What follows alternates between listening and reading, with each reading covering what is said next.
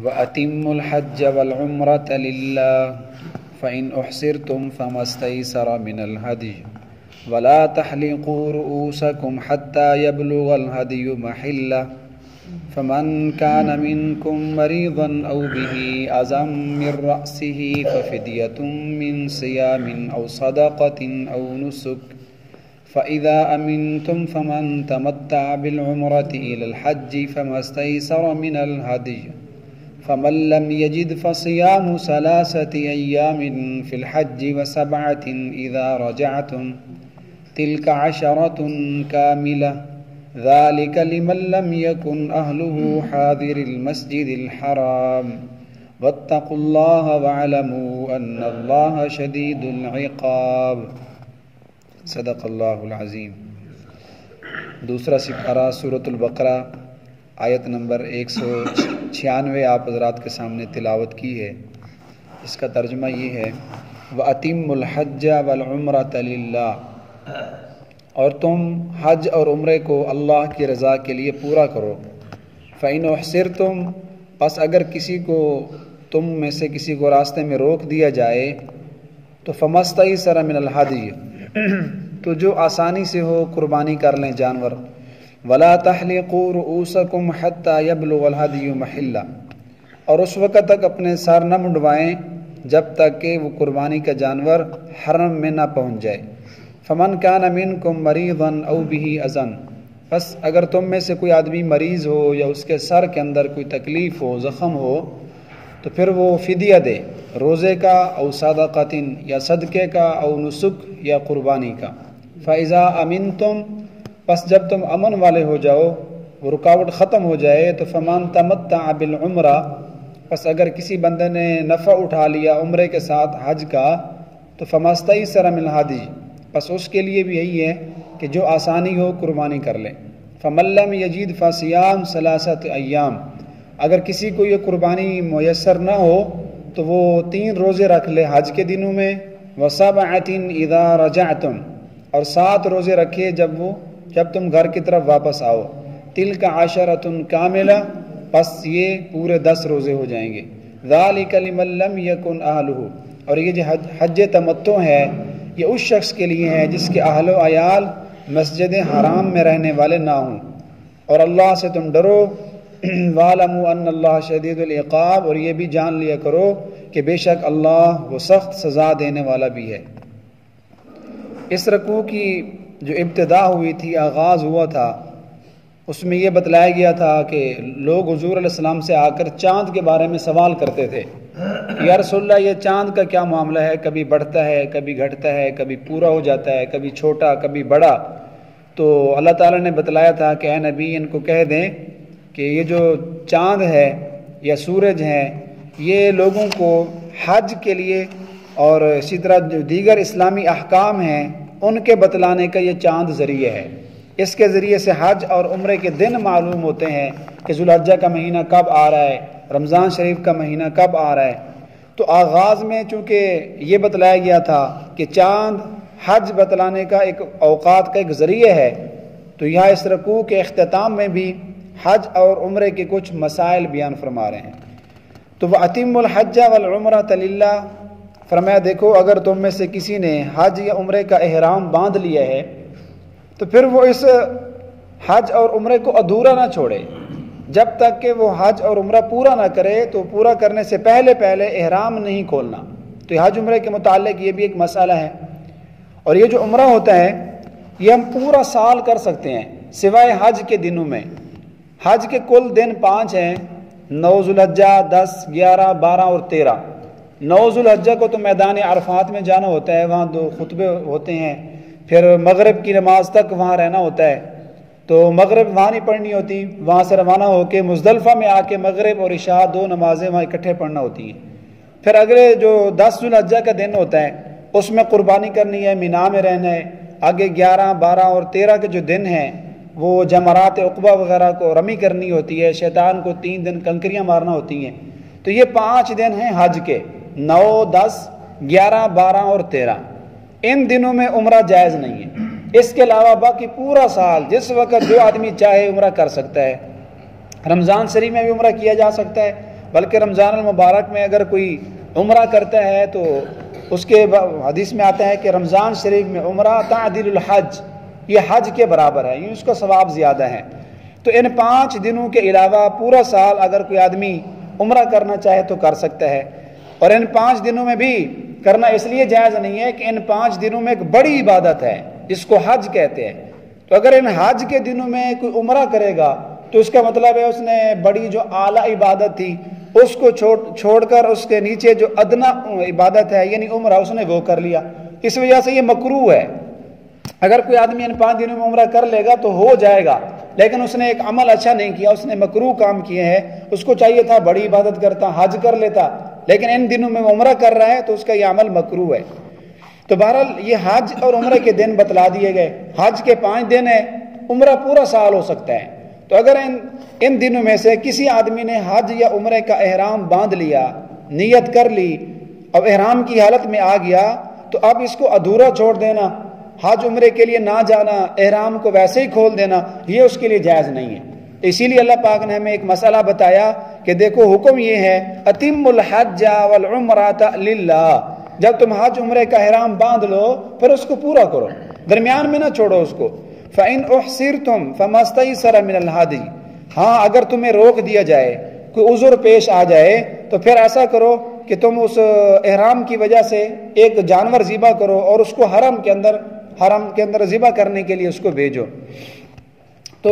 پچھلے رکوع میں بھی بتلایا گیا تھا کہ اگر کسی آدمی کی کوئی مجبوری ہو گئی، اس کو عمرے سے روک دیا گیا، جیسا کہ حضور علیہ السلام کو سن 6 ہجری میں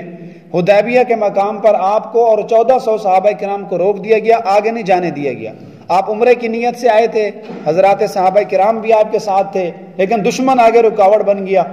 تو اگر کسی کو اس طرح کی رکاوٹ پیش آ جائے، جس کو عربی کے اندر احصار کہتے ہیں، احصار کا معنی ہے کہ کوئی مجبوری بن جائے، آدمی عمرے کے لیے نہ جا سکے، درمیان میں رکاوٹ ہو، تو امام ابو حنیفہ رحمہ اللہ کے نزدیک تو وہ مجبوری جو ہے وہ عذر دشمن بھی ہو سکتا ہے، کوئی بیماری بھی ہو سکتی ہے، جیسا کہ آج کل یہ کرونا وائرس کی وجہ سے روک دیا گیا۔ بہت سارے لوگ جو تھے وہ حالات احرام میں تھے، تو جہاں لوگ تھے وہ عمرے کے لیے آگے نہیں جا سکے، تو ان کو احصار ہو گیا، رکاوٹ پیش آ گئی، وہ محصر ہو گئے، محصر معنی روکا ہوا۔ تو کوئی بیماری بھی امام صاحب رحم اللہ کے ہاں عذر ہو سکتی ہے، جیسے کوئی آدمی خدا نہ کرے اس کا حادثہ ہو جائے، لنگڑا پن آ جائے، وہ نہ جا سکے، اور اسی طرح اور جسم میں کوئی بیماری لگ جاتی ہے، نان نفقہ کم ہو گیا، جا رہا تھا اچانک پیسے کم ہو گئے، گھر میں خرچہ نہیں ہے، تو امام صاحب رحم اللہ کے یہاں یہ سارے احصار ہیں، یہ سارے عذر ہیں، یعنی بیماری آ جائے، دشمن کا خوف ہو، یا ایک ہی راستہ ہے، اس راستے کے اندر کوئی بہت بڑا درندہ ہے، وہ آگے نہیں جانے دے رہا، تو یہ احصار ہے۔ امام شافعی رحمہ اللہ فرماتے ہیں نہیں، احصار عذر صرف دشمن کا ہو سکتا ہے، اس کے علاوہ اور کوئی احصار نہیں ہے، کوئی عذر نہیں ہے، اس لیے کہ وہ کہتے ہیں حضور علیہ السلام کو جو روکا گیا تھا وہ صرف دشمن کی وجہ سے روکا گیا تھا، تو احصار صرف دشمن کا ہوتا ہے اور کسی چیز کا ان کے احصار نہیں ہے۔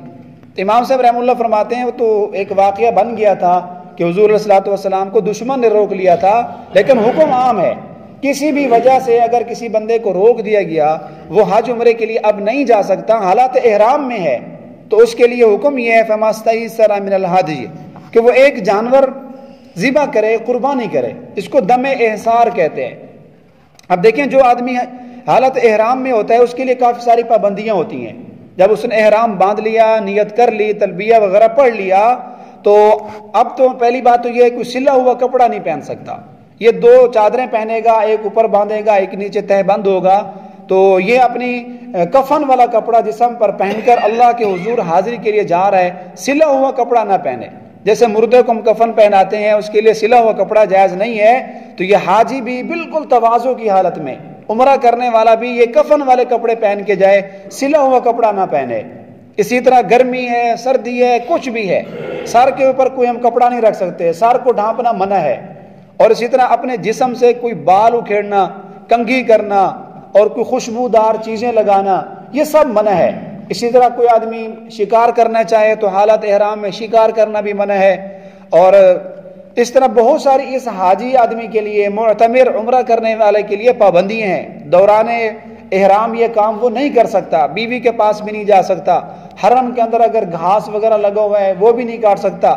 حتیٰ کہ اپنے جسم کے اندر جوئیں وغیرہ پڑی ہوئی ہیں تو اس کسی جوں کو بھی نہیں مار سکتا، بڑی سخت پابندی ہے، مکھی کو مچھر کو مارنا منع ہے اس کے لیے۔ تو اب اس کو تو روک دیا گیا، حج کے لیے تو جا نہیں سکتا، احرام باندھا ہوا ہے، بہت ساری پابندیاں ہیں، تو احرام کیسے کھولے گا؟ تو اس کے لیے حکم یہ ہے فما استیسر من الحج کہ جو تمہیں آسانی ہو قربانی کر لو، اور قربانی کرنے کے بعد پھر تم یہاں سر منڈوا لو، اور سر منڈوا کر پھر اپنا تم احرام کھول دو۔ یعنی جس جگہ میں تمہیں رکاوٹ پیش آ گئی، اگر تم اپنے ملک کے اندر ہو وہاں نہیں جا سکے، حالت احرام میں ہو، تو قربانی کر لو، جانور ذبح کر لو۔ اور اس جانور ذبح کرنے کے متعلق بھی آگے فقہا کے مختلف قول ہیں۔ امام شافعی رحمہ اللہ فرماتے ہیں کہ جس جگہ بندے کو رکاوٹ پیش ہوئی ہے، جہاں اس کو عمرے اور حج سے روک دیا گیا، اسی جگہ پہ جانور ذبح کر لے، کوئی بکری وغیرہ لے کر، یا زیادہ آدمی ہیں تو بڑے جانور میں بھی شریک ہو سکتے ہیں۔ تو جس جگہ میں اس کو احسار ہوا، رکاوٹ پیش ہوئی، اسی جگہ میں جانور ذبح کر لے، اپنا احرام کھول دے۔ لیکن امام ابو حنیفہ رحمہ اللہ فرماتے ہیں کہ نہیں، اس ہدی کے لیے یہ جو جانور ہے ضروری ہے اس کو حرم میں بھیجا جائے۔ اور وہ فرماتے ہیں کہ حضور علیہ السلام نے بھی اپنا جو جانور ذبح کیا تھا، امام صاحب فرماتے ہیں وہ حرم میں کیا تھا، کیونکہ وہ جو حدیبیہ مقام ہے وہ حرم میں شامل ہے۔ تو حضور علیہ السلام نے اپنے اس دم احسار کو ذبح کیا تھا حرم میں، تو حاجی معتمر بھی اپنے اس ہدی کو جو ہے وہ حرم کے اندر ذبح کروائے۔ تو اس کی صورت یہ ہے کہ جو لوگ جا رہے ہیں جن کے لیے کوئی رکاوٹ نہیں ہے تو اپنا جانور لے کر ان کو دے دیں، تو وہ ایک خاص وقت متعین کریں کہ فلاں تاریخ کو آپ ہمارے جانور کو ذبح کر دینا، تو وہاں وہ حرم کے اندر جانور ذبح کریں گے، تو اسی تاریخ کو یہ بندہ اپنے ملک کے اندر اپنا احرام کھول دے گا۔ اور آج کل تو چونکہ ایک مواصلاتی نظام ہے، موبائل فون وغیرہ موجود ہیں، تو کسی کو بندہ پیسے دے دے کہ میری مجبوری بن گئی ہے میں نہیں جا سکتا، تو یہ میرے پیسے لیتے جاؤ، 10 تاریخ کو یا 11 تاریخ کو ان پیسوں کا جانور لے کے ذبح کر دینا۔ وہ ادھر اس کو فون پہ بتلا دے گا کہ آپ کا جانور ذبح ہو گیا، آپ احرام کھول دیں۔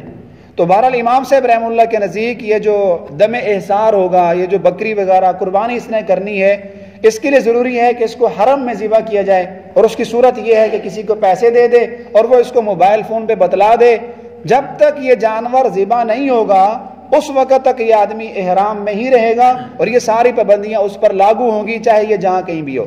وَلَا تَحْلِقُوا رُؤُوسَكُمْ، بتلایا گیا کہ احرام کے اندر اپنا سر بھی نہیں منڈوا سکتے، ایک بال بھی نہیں اکھیڑ سکتے، تو یہ بھی ایک پابندی ہے کہ اب اس نے احرام کی حالت کے اندر رہنا ہے تو سر بھی نہیں منڈوا سکتا۔ حَتَّى يَبْلُغَ الْهَدْيُ مَحِلَّهُ، یہاں تک کہ اس کا جانور، اس کی قربانی وہ محل میں، اپنے مقام میں، اپنی جگہ میں پہنچ جائے۔ محل سے مراد یہاں خانہ کعبہ ہے اور حرم ہے، تو آدمی جب حالت احرام میں ہے اس کو روک دیا گیا تو سر بھی نہیں منڈوا سکتا، سر کا بال، ایک بال بھی نہیں اکھیڑ سکتا جب تک کہ اس کا جانور حرم میں نہ پہنچ جائے۔ تو اگر جب جانور اس نے بھیج دیا، وہ ذبح ہو گیا، اس کو بتلا دیا گیا، تو اب اگر سر منڈوانا چاہے تو یہ منڈوا سکتا ہے۔ فَمَنْ كَانَ مِنْكُمْ مَرِيضًا،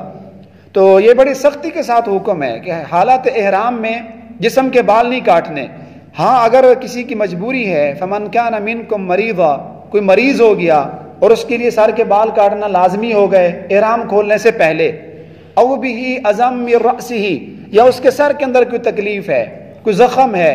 تو سر کے بال کاٹنا ضروری پڑ گئے، تو اس کی ایک صورت ہے کہ احرام کھولنے سے پہلے یہ سر کے بال کاٹ سکتا ہے، لیکن فدیتن، وہ فدیہ دے، اور فدیہ دینے کی بھی 3 صورتیں ہیں۔ من صیامن، یا تو روزے رکھ لے،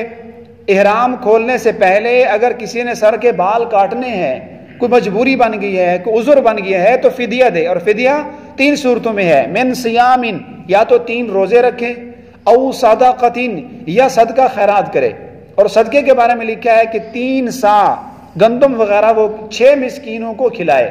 3 سا 6 مسکینوں کو، اور ہر مسکین کو آدھا نصف سا دیتا جائے۔ او نسک، یا قربانی کرے، قربانی سے مراد یہاں بکری ہے، جس کو دم احرام کہتے ہیں، کہ اگر اس نے احرام وغیرہ کھولنا ہے، اور بلکہ احرام کھولنے سے پہلے اگر اس نے سر کے بال کاٹنے ہیں تو وہ بکری وغیرہ کو ذبح کرے۔ تو احرام کھولنے سے پہلے مجبوری بن گئی، سر کے بال کاٹنے ہیں تو اجازت ہے، لیکن 3 روزے رکھ لے، یا 6 مسکینوں کو 3 سا صدقہ وغیرہ کرے، یا 1 بکری۔ ایک حدیث پاک میں آتا ہے کہ ایک صحابی رسول تھے حضرت کعب بن عمرہ رضی اللہ تعالی عنہ، حضور نے ان کو دیکھا کہ ایک مرتبہ وہ ہانڈی کے نیچے آگ جلا رہے تھے، تو اس صحابی کی جوئیں جو تھیں وہ اس کے منہ پہ گر رہی تھیں۔ اب حضور علیہ السلام اس کے پاس سے گزرے اور اس کو کہا کہ بھائی اپنے سر کے بال منڈوا دو، آپ کے سر میں اگر جوئیں پڑ گئی ہیں تو اس وقت چونکہ یہ آج کل جو ہم شیمپو یا اعلیٰ قسم کے جو صابن استعمال کرتے ہیں یہ تو اس وقت تھے ہی نہیں، تو کسی وجہ سے اس کے سر میں جوئیں تھیں، حضور نے فرمایا اپنے سر کے بال کٹوا دو۔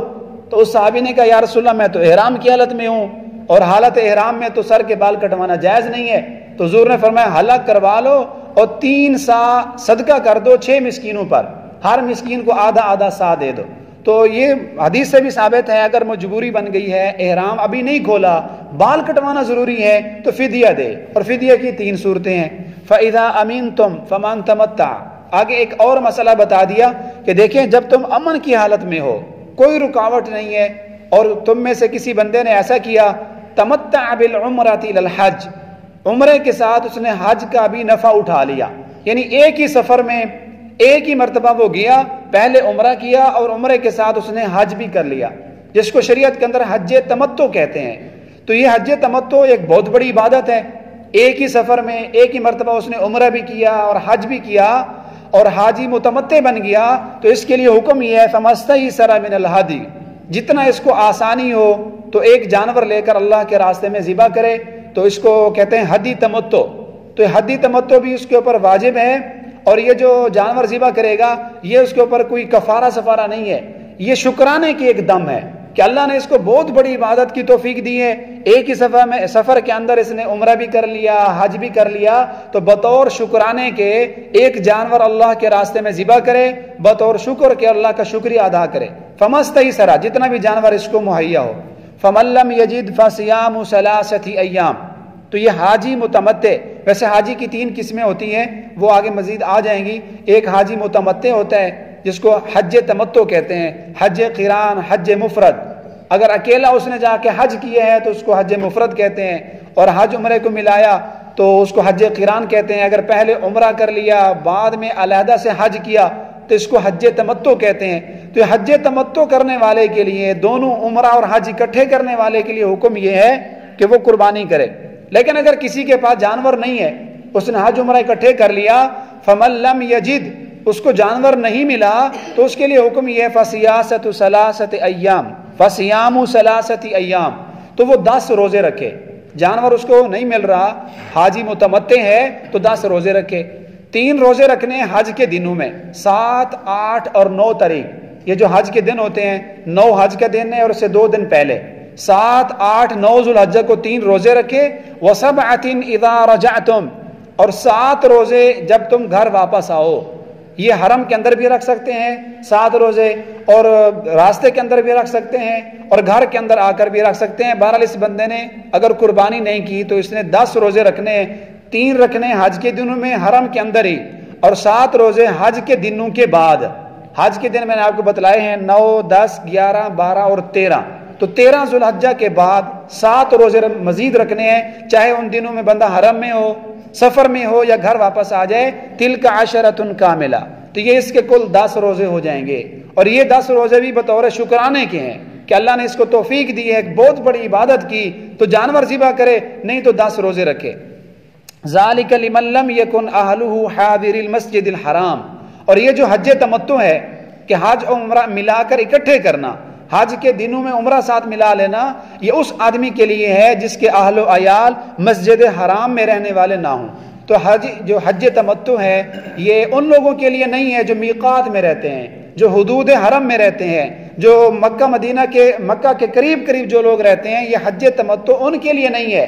یہ ان لوگوں کے لیے ہے جو باہر سے آتے ہیں، جن کا میقات بحر ہے، یعنی دوسرے ممالک سے آتے ہیں، میقات ان کا یہ حرم پاک نہیں ہے، تو ان کے لیے حج تمتع ہے۔ اور جس آدمی کے رشتہ دار یعنی اس کے اہل و عیال، اس کا گھر خود حرم کے اندر ہی ہے اور اس کو مکی کہا جاتا ہے، مکی آدمی ہے، تو مکی کے لیے یہ حج تمتع نہیں ہے۔ تو یہ ایک مسئلہ ہے حج تمتع کے بارے میں کہ ذَلِكَ لِمَن لَّمْ يَكُنْ، یہ حج تمتع اس شخص کے لیے ہوگا جس کے اہل و عیال مسجد حرام میں رہنے والے نہ ہوں۔ وَاتَّقُوا اللَّهَ، اور آگے فرما دیا کہ ان تمام احکامات میں یہ جو اللہ کی حدیں ہیں اس کے بارے میں تم اللہ سے بھی ڈرتے رہو۔ وَاعْلَمُوا أَنَّ اللَّهَ شَدِيدُ الْعِقَابِ، اور جان لو کہ بے شک اللہ سخت عذاب دینے والا بھی ہے۔ اگر آپ لوگوں نے ان احکامات میں سے کسی چیز کی خلاف ورزی کر دی، اللہ کے کسی حکم کو توڑ دیا، تو پھر اللہ سخت سزا دینے والا بھی ہے۔ اللہ پاک ہم سب کو